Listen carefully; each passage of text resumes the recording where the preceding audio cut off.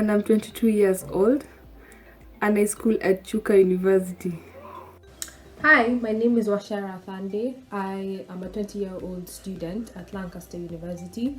I am going into my third and final year of social work. Hello, my name is Luisa Maya Owiti.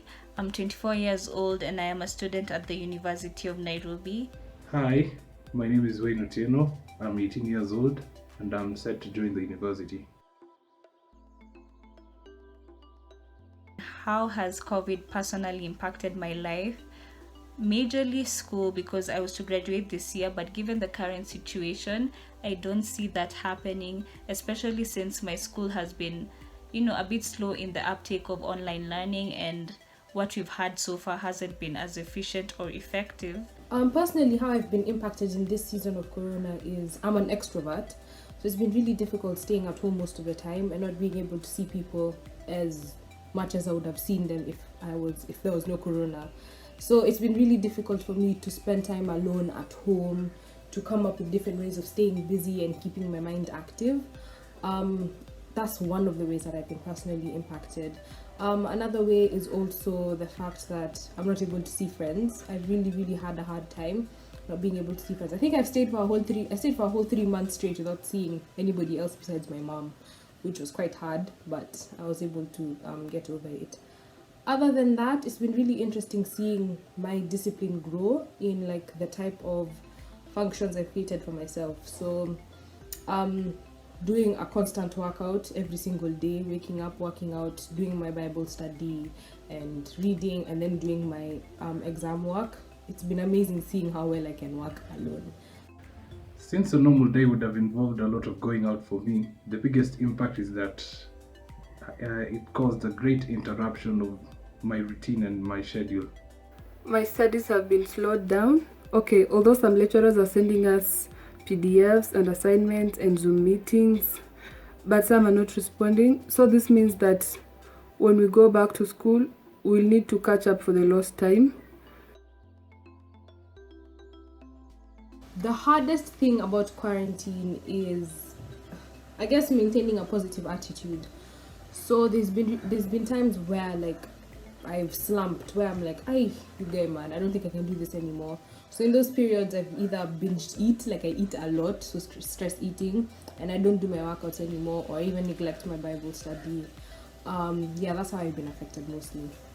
The hardest thing about quarantine has to be the limited movement due to the stay-at-home order, and also that my interactions with my friends and family has been greatly reduced ever since the pandemic began. The hardest thing about quarantine is staying inside, because sometimes I feel trapped because I'm an extrovert and I like being all out and about. So staying inside, I didn't take it really nice at first. Personally, healing, the fact that I have so much time to just be with myself and spend time with my emotions, with my thoughts, with my past traumas has been difficult, and just realizing that there's no way around it. You can't numb it, you can just go through it. So that has been hard. Rethink things we used to take for granted, like bonding with our families.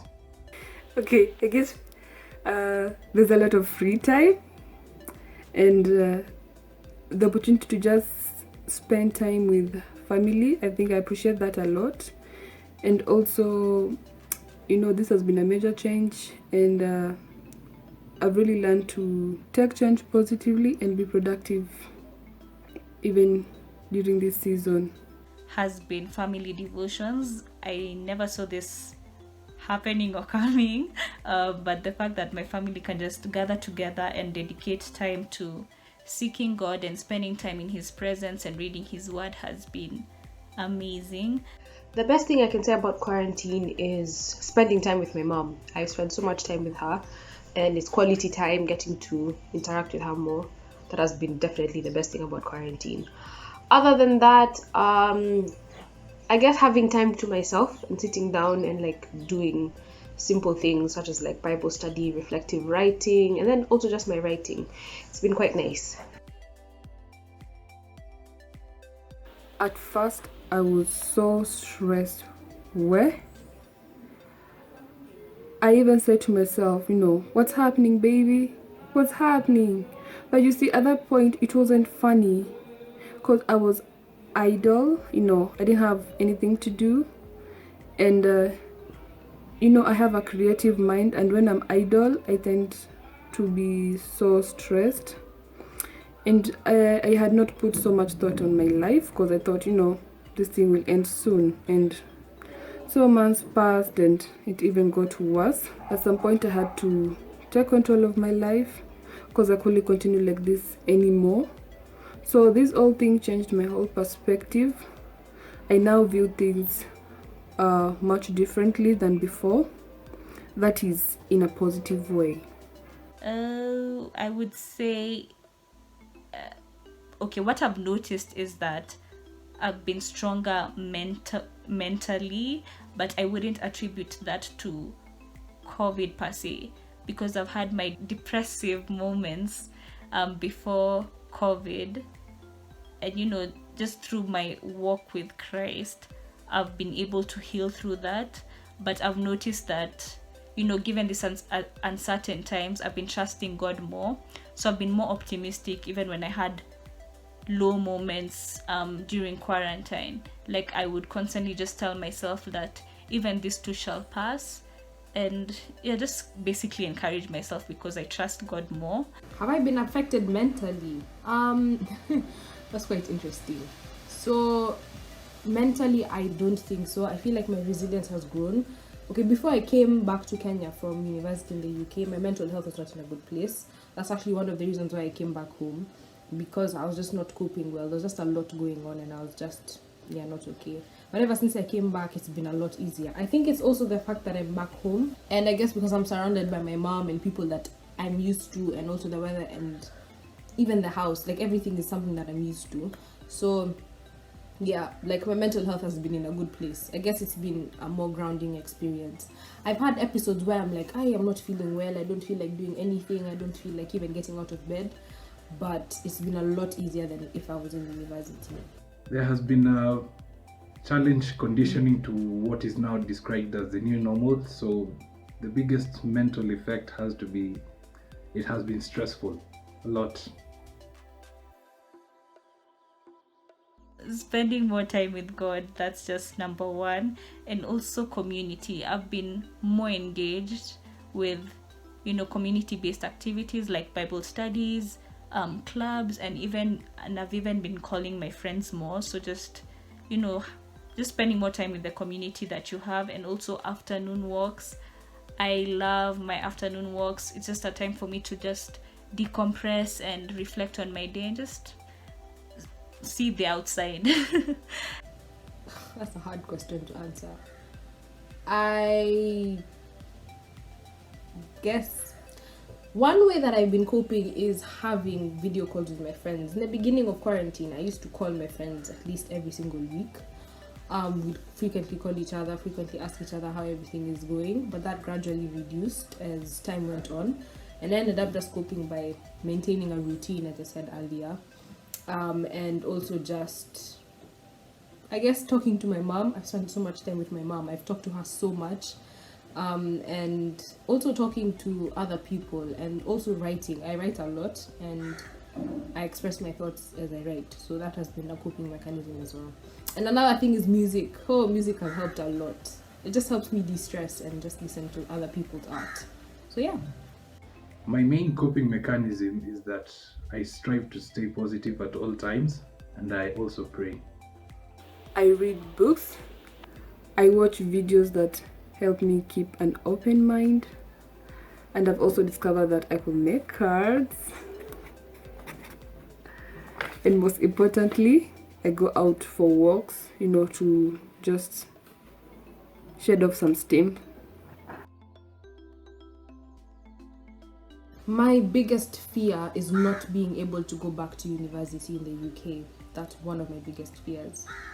Because I've been back home for 4 months now, and initially the plan was for me to come home over Easter, go back to the UK and stay on till December, because I really wanted to spend summer in the UK, so June and July and August. But obviously circumstances changed, and I've not been able to do that. So my biggest fear is not being able to spend, at least first of all, go back to the UK, and then also spend like a really long time abroad, because I know if once I finish my degree, when I come back to Kenya, it's going to be really difficult for me to go back unless I'm going back to study again. So my biggest fear is not utilizing the opportunity the right way, because I feel like I'm having a lot of FOMO right now when I see some of my friends still there interacting with other people, doing things that they do in the UK that I can't necessarily do here. So yeah, that's one of my biggest fears. Going forward, my biggest fear is that we won't return to the condition or the state that we once knew as normal. So it has to be fear of the unknown.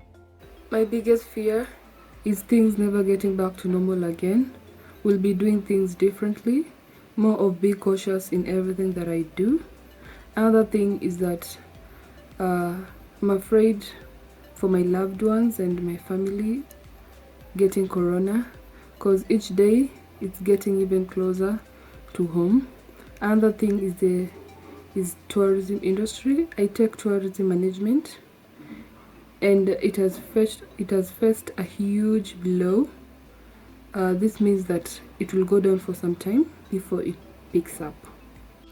I've had trouble with control before, so I guess the uncertainty of the future, and also, the fact that people are calling this like a new normal that we're stepping into, is kind of worrying to me, because I don't know how I will adapt to this new normal, especially since I'm transitioning towards becoming an independent adult. What will happen?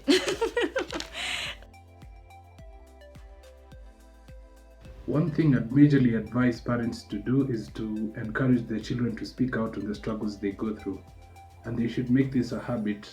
Parents can help by engaging us in activities such as house chores, family time, and also they can encourage us to be productive, even in the smallest things.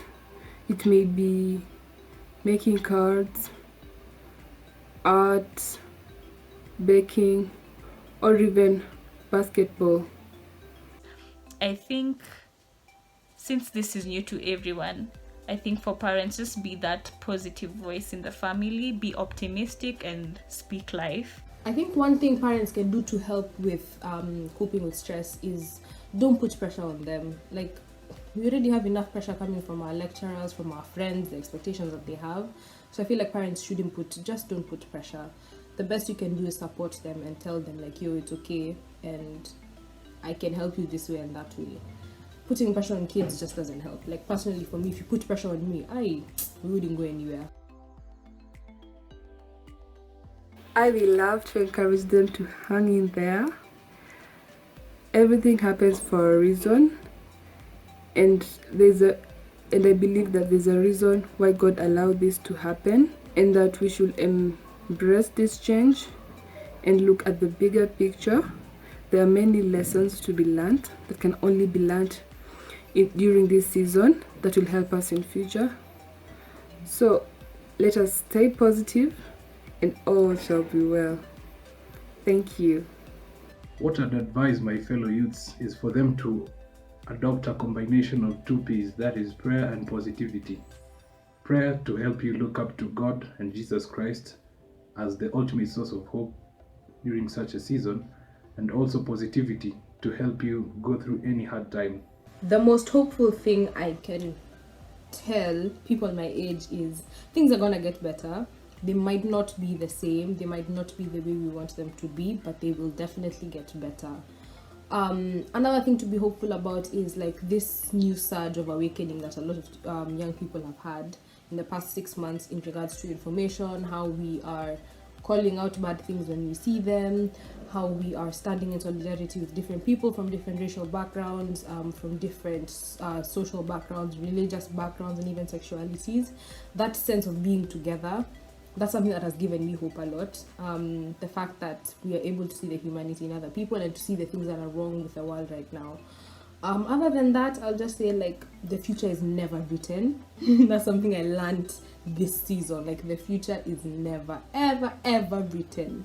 So you don't know what you're going to expect in the future. So the best you can do is enjoy the moment that you have now and prepare your best for the future, because you never know what the future will give you.